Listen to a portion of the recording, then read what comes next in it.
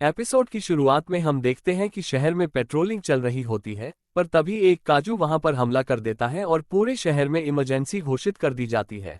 लोगों को सिर्फ जगह जाने के लिए कहा जा रहा होता है और बाकी सभी लोगों को उस शहर से दूर रहने के लिए कहा जाता है।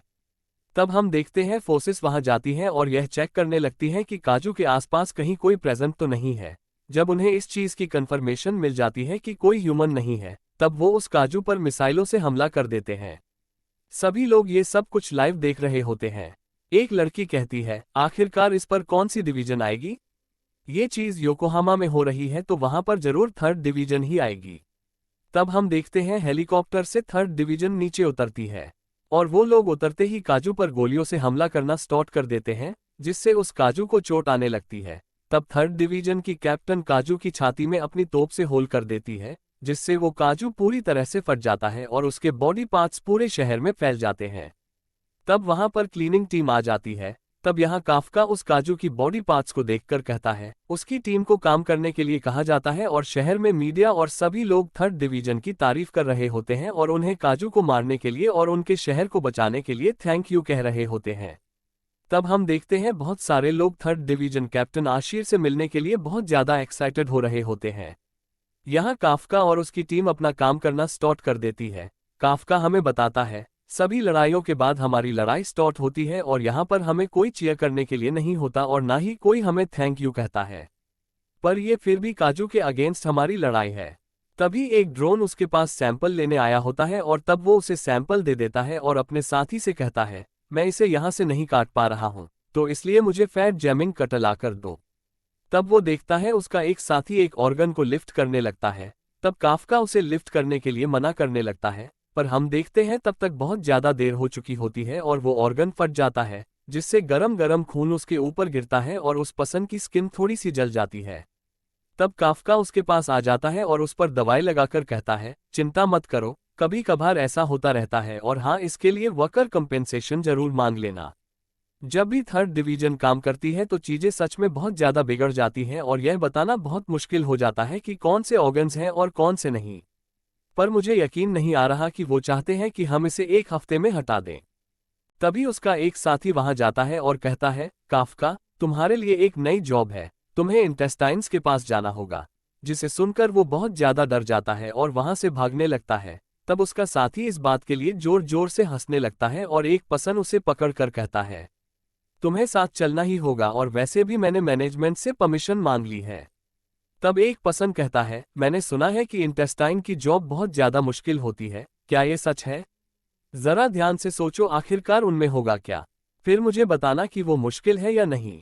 तब यहाँ काफका सोचता है, आखिरकार क्यों हमेशा मुझे इस ड्यूटी पर भेज दिया जाता है, और तब उसे उल्टी आने लगती है और हम देखते हैं वो उस काजू की पॉटी साफ करने लग जाता है। तब रात को काफका कहता है, मैं पूरी तरह से थक चुका हूं, अब मुझे अभी भी उस चीज की स्मेल आ रही है। तब यहाँ न्यूज में थर्ड डिवीजन कैप्टन के बारे में बताया जा रहा होता है और उसमें न्यूज एंकर कहती है, कैप्टन आशीर भी सिर्फ 27 साल की है पर उसने इतने कम उम्र में भी 100 से भी ज्यादा काजू को मार डाला है। और तब काफका अपना बचपन याद करने लगता है जिसमें उसने आशिर को कहा होता है कि वो दोनों मिलकर सारे काजू को खत्म कर देंगे। तब यहाँ काफका कहता है, आखिरकार मैं इस जगह कैसे आ गया, पर रुको, मुझे इसके बारे में नहीं सोचना चाहिए था। क्लीनिंग करना भी बहुत इंपॉर्टेंट जॉब है और इससे तो मैं सोसाइटी की मदद कर रहा हूँ जिसकी वजह से मैं इतने अच्छे घर में रह रहा हूँ और अच्छा खाना खा पा रहा हूँ।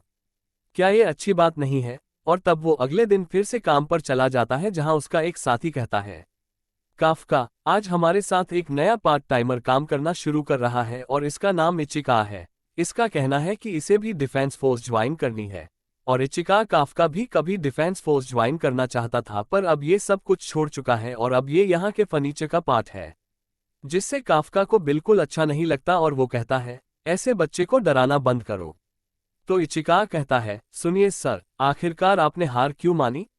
मैंने बहुत ज्यादा कोशिश की पर जैसे कि तुम्हें पता ही है कि तुम चाहे जितने मर्जी अच्छे हो पर कोई ना कोई तुमसे अच्छा जरूर होगा और तुम ये भी कह सकते हो कि मैं ये जान चुका था कि मैं इस लिमिट से आगे नहीं बढ़ पाऊंगा।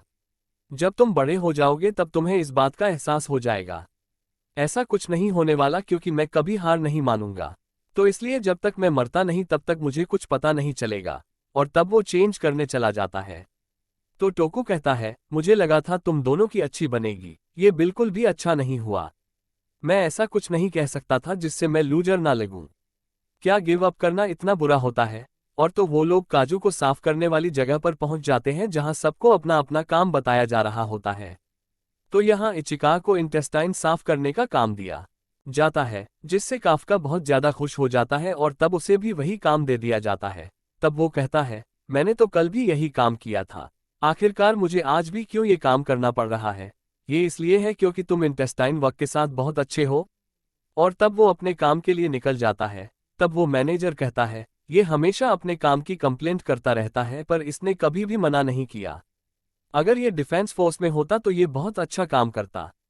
पर ये तो तभी पॉसिबल हो सकता था अगर यह टेस्ट को पास कर लेता।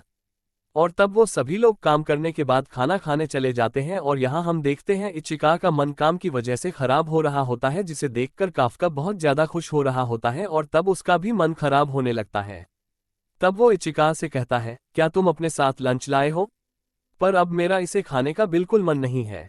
तब काफका उसे मल्टीविटामिन का एक जूस का पैकेट देता है और कहता है, अगर तुम्हें शाम तक काम करना है तो तुम्हें कुछ खाना ही होगा, इसलिए तुम इसे रख लो और ऊपर से तुम नाक को बंद करने के लिए ये ले लो।